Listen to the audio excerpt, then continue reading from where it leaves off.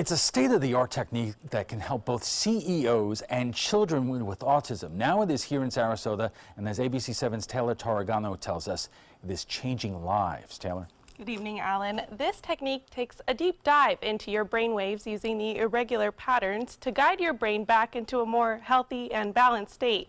The Brainwave Center achieves this using neurofeedback, which, believe it or not, is something even you watching at home have done. This is my story, and it's overwhelming. It's the story of not just one or two autistic kids, but four.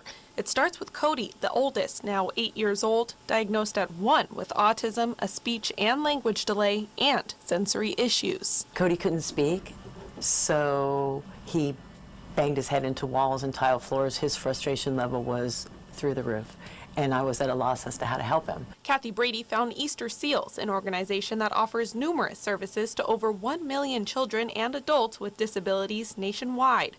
One of their development specialists named Tracy started working with Cody as an infant. Then, Kathy adopted twins. When the twins came home from the hospital, Tracy got to see their milestone, or lack of milestones, one by one.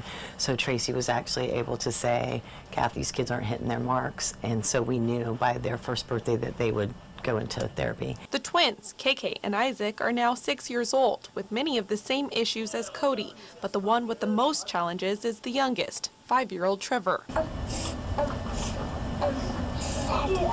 got one sad face? Oh. Trevor struggles on a day-to-day basis. Some days we have, most days we have more bad days than we have good days. And that's really hard. It's a common struggle for any parent of a child with disabilities, one Easter Seal sees firsthand daily.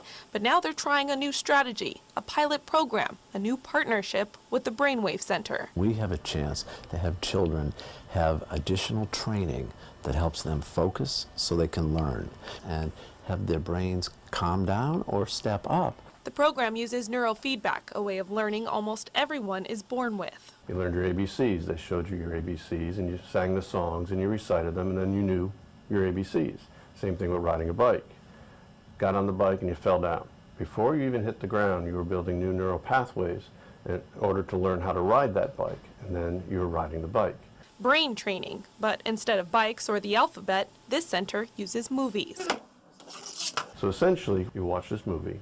When you're in the right standard deviation, where we want you to be, you get to see and hear your show. When you're out of the area, the show fades away and the audio fades away. Brain knows where it was when it saw this show, wants to be there again, and starts building new neural pathways to get there. A fading you see here as Cody watches Despicable Me. And right now we're training his temporal regions, which would be right over the ear. But the big question, does it work? Well, the answer is yes to that question.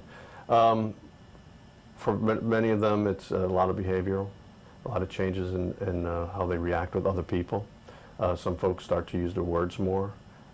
We had one little girl recently that has now made the honor roll 3 times in a row, and she's never been able to do that before. The results vary, but Slajeski says parents can expect to see better temperament, more eye contact, interaction, and better learning abilities. And it's like muscle memory, okay? It's like playing sports, okay? You keep doing it, and it gets retrained, and you remember it. And these kids will be doing better for the rest of their lives, thanks to this partnership. Each session is 30 minutes, and each child will complete a total of 20 sessions. But the results are already showing, especially in Trevor. His best day of the week right now is his Brainwaves Day. When they bring him here and then he goes back to school, that is the one day of the week guaranteed that he will come home with a smiley face.